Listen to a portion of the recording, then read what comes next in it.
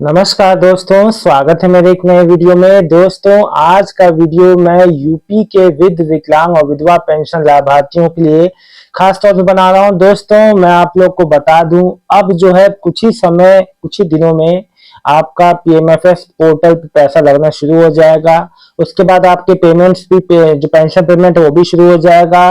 क्या कुछ जरूरी बातें हैं जो आपको एक हफ्ता पहले, दोस्तों लगभग अब 3-4 दिन का ही समय रह गया। कुछ बातें मैं दोस्तों आज आप लोग को बहुत महत्वपूर्ण बताऊंगा, और कि जो बहुत, अगर आपने वो काम अभी तक नहीं किया है तो कर लीजिए। 2-4 दिन में जब पीएमएफएस पोर्टल पे लगना शुरू हो जाएगा उसके बाद कुछ नहीं हो पाएगा। इसलिए ध्यान से वीडियो देखिएगा, समझिएगा मैं क्या कहना चाह रहा हूँ, क्या बता रहा हूँ।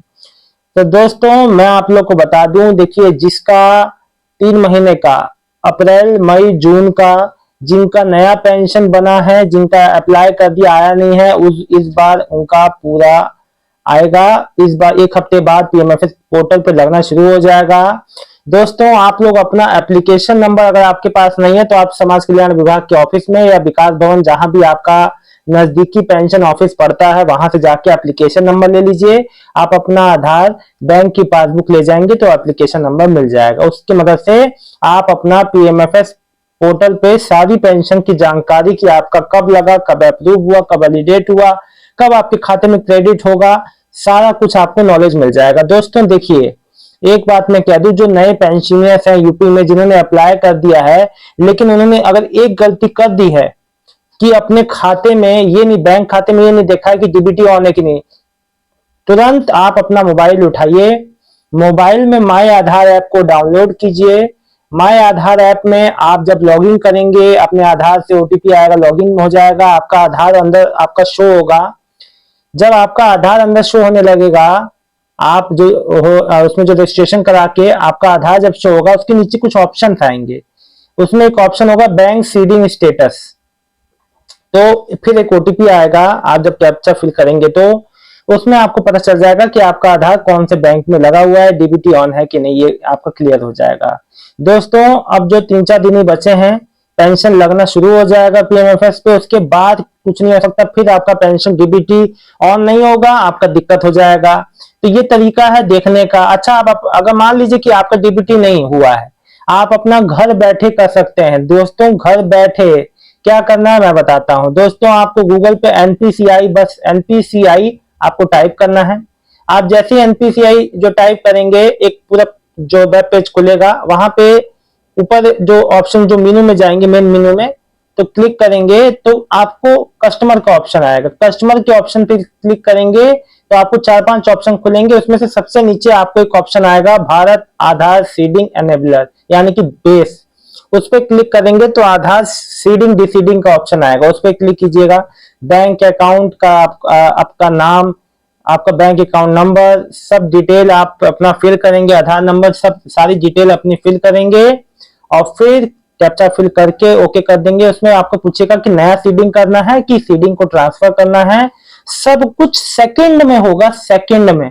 आपको कोई बैंक में जाने, बैंक ऑफिसर की बातें सुनने कोई कुछ जरूरत नहीं, घर बैठे हो जाता है काम, बस नॉलेज ना होने की वजह से। दोस्तों, मैं ये बात आपको इसलिए बता रहा हूं ताकि अभी भी सीडिंग नहीं हुआ, बैंक में डीबीटी ऑन है तो कर लो, घर बैठे कर लो, मोबाइल से हो जाता है, सेकंड लगते हैं।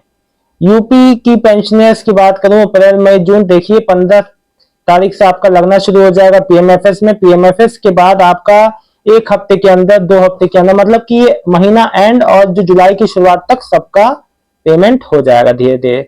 दोस्तों, यूपी के जितने भी पेंशनर्स हैं उनके लिए अभी कोई इतनी राहत भरी खबर, मतलब कि अभी 4,500 वाले जो जो था कि 4,500 नहीं, 3,000 मिलेंगे। देखिए, मैंने अभी तक कोई भी इस पे औपचारिक कोई भी इंफॉर्मेशन, कोई भी इस पे कुछ भी अभी कुछ भी नहीं बात हुआ है, कहीं से भी थोड़ा सा भी नहीं है कि कोई आशंका की बढ़ जाए। और आगे भी इस साल तो नहीं लगता कि बढ़ेगी। अब आगे आने वाले समय में क्या होता है वो तो वक्त ही बताएगा, लेकिन अभी तो पेंशन नहीं बढ़ी है, 3,000 का 3,000 ही है।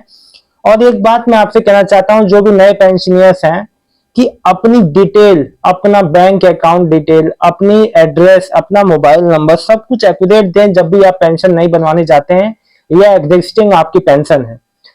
वर्तमान जो भी चल रही पुरानी पेंशन, अगर कोई भी एड्रेस कोई चीज अपडेट करते हैं तो उसे जो विभाग में भी सूचित करें, समाज कल्याण विभाग में कि मैंने अपने एड्रेस को अपडेट, आधार में अपडेट करते हैं तो वहां भी अपडेट कराएं। देखिए दोस्तों, ये बात मैं आपको बता दूं कि कोई भी चीज, अगर कोई भी आपको कोई भी जानकारी आप तक कोई भी विभाग पहुंचाना चाहता है पेंशन की जानकारी, मोबाइल नंबर अपडेट नहीं होगा तो फिर भी गड़बड़, एड्रेस अपडेट नहीं होगा तब भी गड़बड़। तो इन बातों का ध्यान रखें, छोटी छोटी बातें हैं लेकिन बहुत ध्यान की है दोस्तों। आपके जैसे ही आपका पीएमएफएस पोर्टल पे लगना शुरू हो जाएगा सही तरीके से, मैं आपको वीडियो के थ्रू जरूर बता दूंगा।